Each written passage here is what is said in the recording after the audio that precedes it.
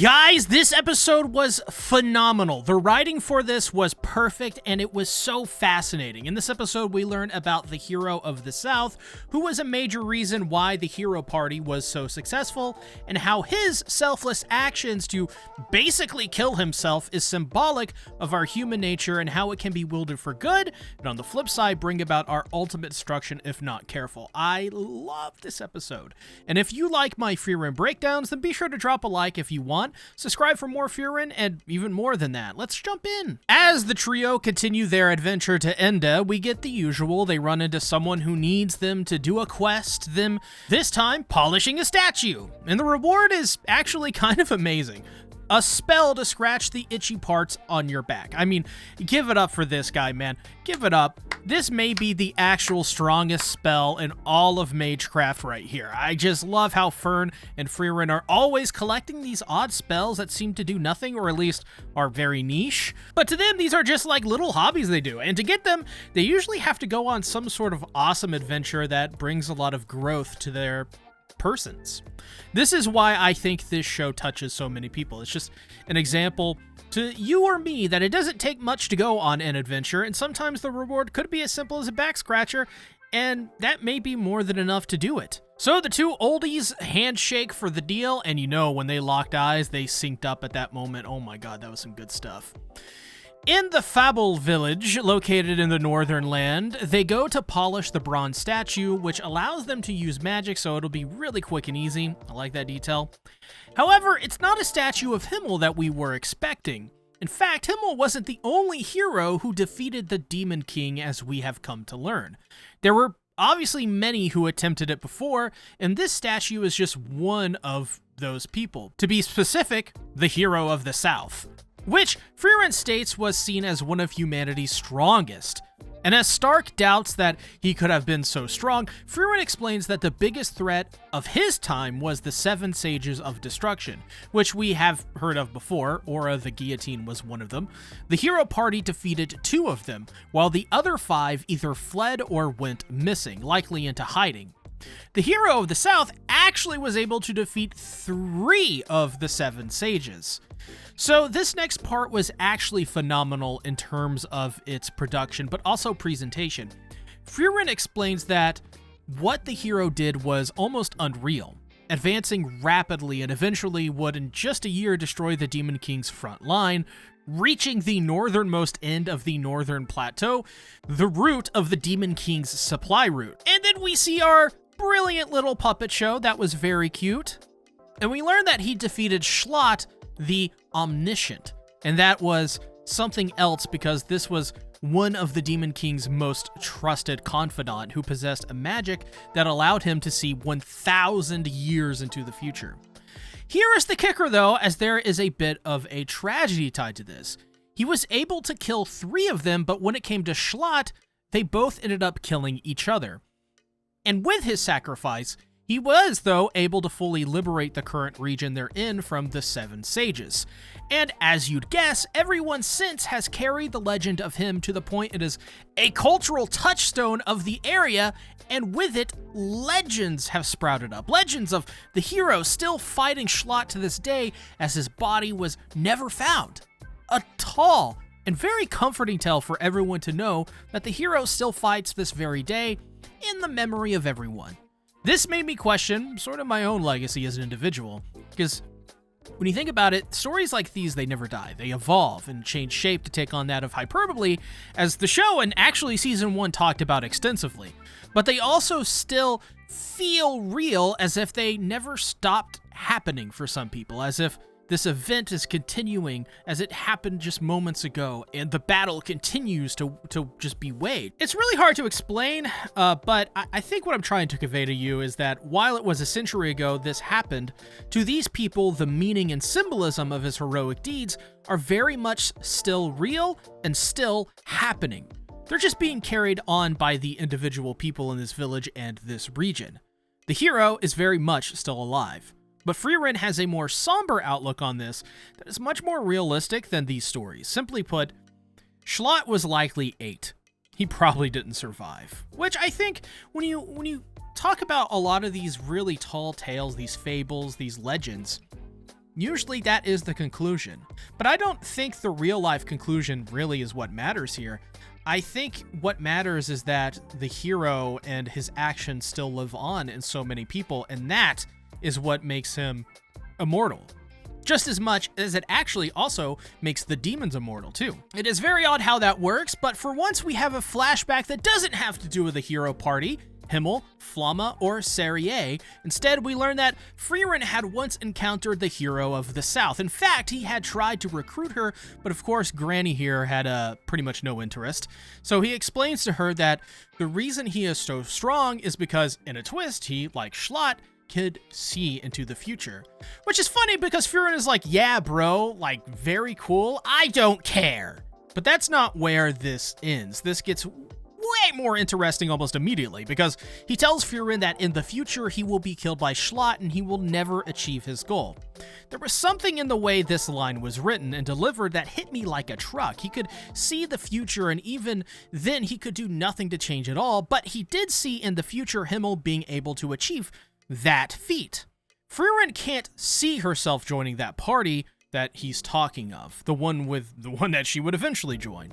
But he explains that once she sees him, she will understand, because he will change her life. I thought that was touching and reassuring to not just Frieren, but I think just people who are watching this show. For me, I try to find the life lesson in this series more than anything else, because I truly think it's telling me something valuable, like a wise old man who takes a look at the weary side of ourself that is tired and hurt and simply gives a gentle smile and reassurance that everything will be all right in the end, and you just feel comforted. I like how so far this episode plays with the concept of fate as not something to shackle you down to a predetermined outcome, but something that can free kind of like someone from their cage, because no matter what, everything will be all right in the end, no matter what you do. And that's the simple beauty of moments like these. There is always an after, and that after typically is fine. It's joy. So he parts Frieren with one request to tell Himmel only one thing. I swear I will clear a path for you. I, humanity's strongest hero, the hero of the South, even if my accomplishments should be buried in the shadows of history. I mean, God, this hits so hard because it's just so selfless and so hopeful that I don't know why, but I teared up watching it. And I really don't understand why. Maybe it has to do with the hero knowing his time will come to an end just short of his goal. Maybe it's that tragedy, and maybe it's because it doesn't deter him in the least. He doesn't run away from his future, but he instead heads directly towards it, knowing that he will die. But he also knows that his sacrifice will help create a future he does want, and effectively, he is assisting someone in achieving his goal and completing it. I took this as someone who is trying to build the future for the next generation and not taking it selfishly for himself.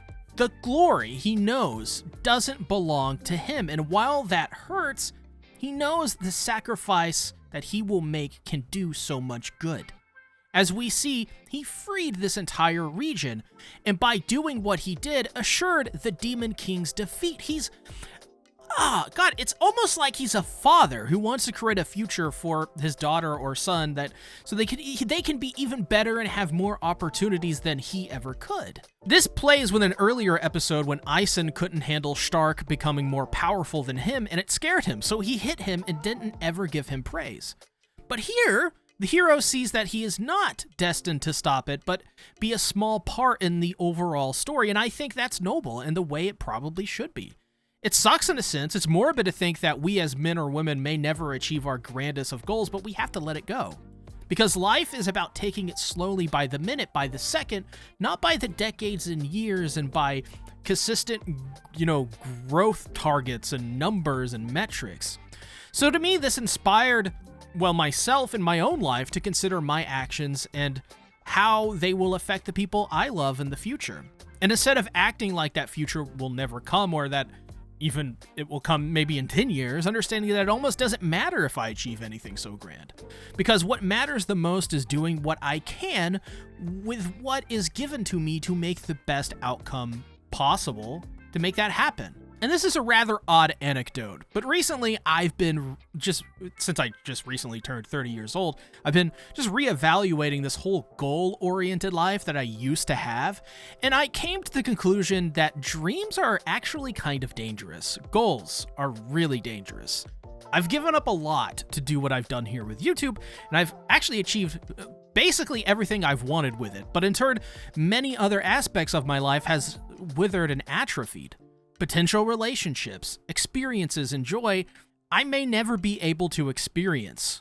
But I realize now that living life with the toolset you've been given is the key to unlocking a true purpose. It's not about goals or numbers or growth targets or, whatever metrics or whatever verbiage you want to use. It's just about living life to the fullest and experiencing as it comes, because when a good thing is in front of you, just let it happen. Let it come to you naturally. How this ties into the hero for me is that those experiences, those side quests and little moments of quiet or even chaos, are what builds up character, and that then can help you start to create the reality you want to live in more fully. And as we see, Frieren says that he did what he wanted to do. They remember him for what he was able to achieve because he took the chance and cleared the path for the next generation, and nobody will ever forget him. That is what needed to be done with his toolset and his timing. Now in the Grad Dach domain, sorry if I mispronounced that one, Frieren is acting quite odd, trying to rush through everything instead of trying to stay in a big city like this for months on end. Very odd indeed. She even ignores the magic shop they passed by, which was super sus. Almost for a minute I thought she was actually some weird ghostly entity that tricked them and she was captured off somewhere. That's where I thought this episode was going for a minute, because it was odd. Well, as it turns out, that was for a good reason, because Frieren once again is getting praised for something she feels is a waste of time. As I remember in Season 1, she doesn't tend to like celebrations because of her long lifespan changing her perception on things. But it's even more than that. The royal family wants them to retrieve a stolen sword that was stolen by a demon, which was not the first time this has happened in the history of this kingdom, so it's a thing. And so the usual, she just wants a grimoire as a reward despite her reluctance. But either way, she is not happy about it as she complains of all of these nobles being so pushy. Once again, she has a good reason. During the time of the hero party, they threatened to throw them in a dungeon if they didn't get the sword back the first time it was stolen. This time, however, at least they know which way the demon went instead of last time where they had to go looking when they eventually found out on the Schwer Mountains. But even more surprising is the sword originally belonged to a demon, and since Himmel promised to rescue the blade once and bring it back, Frieren feels responsible to not let his efforts, the efforts of the past generations, to go to waste, which ties directly into the hero of the South and what he was trying to do, because if the next generations squander what the previous was able to achieve, then all of that would go to waste. In many ways, the heroes set examples that people must then strive to reach to as a high standard that eventually becomes nature. Himmel did this as well by taking what the hero did and using it to achieve the ultimate goal of defeating the Demon King. I love this stuff. This show's so awesome. And after a pretty cute montage, they come upon a ruined village. There, they find a priestess woman who says she is here to bury bodies and pray for those lost. But she is no priest. She is the sword demon, because that was obvious. And as we see, like most demons, they are badass fighters and have really awesome midriffs and stomachs, Jesus Christ. And they also fight pretty well too. I don't know where I'm going with this, but as people, they lack a soul, and she demonstrates why demons must be eliminated by telling the trio that how else is she supposed to survive if she doesn't eat humans? Come on, guys, just let me chomp down. Eventually, they defeat her just as they did the last time, as we see Himmel explain why he takes these jobs. Simply put, it is because these small but challenging jobs is what helps people the most. Not the grand goals, the small gestures of kindness, or the jobs nobody wants to take because it may be too dangerous or may not present a reward that is good enough to satiate their egos in that moment. Frieren explains to Fern and Stark that she got violent immediately because they were about to pray, and thus they would have closed their eyes, which is how the demon took advantage of travelers to obviously kill them. So after their reward, the two dorks ask Frieren why they don't get rid of the sword if it causes so much trouble. After all, the demons will just continue to come over and over again anyways, that's what she said. She goes on to explain that letting it fall into the hands of a demon would be worse than holding onto it stubbornly. Because for demons, as we know very well by now, care about flaunting and showing off their power like how humans show their power by what they wear. So ever since then, they've made it critical to protect the sword for what it represents. And over time, so have the people. This is what I was talking about earlier in this video, a sense of duty to take a part of these heroes' memories and become them, to live them and protect them just as they had done so long before they ever existed. She also explains that there will also be humans who give into desire and effectively become demons themselves to help sabotage such acts of heroism. Because human tendency exists, we are imperfect, and we will fall victim to impulse eventually. We all do. Which, by the way, is why I bought Spawn and Witchblade recently, the Volume 1 compendiums, just saying I wanted it, goddammit! But it goes much deeper than that. The hero of the South lived this. I'm sure he desired to probably live his own life, not determined by fate, not one where he dies failing. But that's the thing, he didn't really give in to his impulses in the face of death. He walked into it and allowed it to happen to him. Because the difference between a human and a demon is that humans have a soul and a conscience. They can feel pain, joy, and accomplishment. Demons don't. They give in to impulse and desires, and that eventually will turn even the most well-meaning individual into a demon. The hero of the South couldn't let himself squander this opportunity.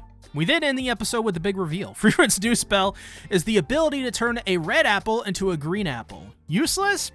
Maybe not, but I think it's a bit deeper than that. Before we get into my final thoughts, a quick reminder that you can support this channel by picking up some gamer subs using my partner code CTATICS. Each use gives me a bit of a kickback and helps me feed myself, pay my bills, and make content. I think the symbolism behind the spell is simple. Frieren has the ability to change an apple's color because it represents humanity's ability to change and evolve. That's my theory anyways. Humans are not simple creatures. They can be quite stubborn and often foolish, and that's what is beautiful about them too. We are able to create our own future and bring about change, whether good or bad. We can change a red apple into a green one. Some may see it as useless, but it's change, it's progress. We just need to create the spell to do it, right? So being useless or not, I don't think really matters. It just matters that it happened in the first place and it means something. It ties into the hero of the South pretty well, I think. One way to look at him is that eventually he was able to bring about the change he wanted to see, the peace and ever after he so craved and wanted to experience. And I think him seeing the future and seeing his death just didn't matter to him. I mean, he was pretty calm and collected. You saw it. I saw it. Even during his final battle before his death, he was pretty confident. This to me suggests that he saw he was just one brick in the thousands of millions of bricks who came before and came after that would also bring about the change they wanted to see. He saw that his death was the turning of a little key, and his sacrifice would be that key moment in the battle against the Demon King that would turn the tide and give way to the hero party. He probably didn't want to die, of course, but it didn't matter because he knew he had to provide hope for the future generations and build upon something that would help create a better future, just like how a family works. You build a family and you try your hardest to make sure that family's future is secure and builds upon itself over time, over generations, not to tear it down. That's a beautiful, deeply mature, and hopeful message. It's telling us to be better and to take what was handed down to us, treasure it, secure it, and build it upon it to make those sacrifices so that at some point it becomes a legend that everyone knows, and those deeds will never go forgotten even if the person does fade away, and in turn create a future that benefits everyone. And that's why Himmel always helps people, because he knows if he does something for them, it will inspire them as well to make the change. This episode was a really good one. The writing, it was absolutely phenomenal, and I really don't think I did it justice in the slightest, though I certainly did try. Make sure to join my Discord server in the description or pinned comment below. Check out even more of my Frieren content here on the screen. Make it a great day or not. The choice is yours!